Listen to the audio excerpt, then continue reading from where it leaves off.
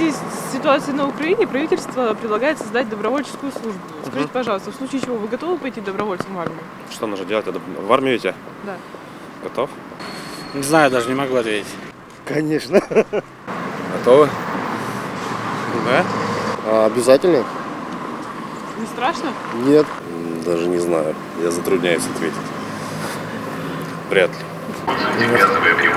Я думаю, пошел бы. Мне какая разница? Русских-то надо везде защищать. Сомневаюсь, что я бы пошел, наверное, служить. Ну, как бы я не особо патриот. В легкую. Я сам в Чечне участвовал. Вообще не вопрос, я пошел. Нет, я честно за нейтралитет. Нет, Почему? не умею воевать. Нет, наверное. Почему нет? У меня семья, надо заботиться о будущем поколении.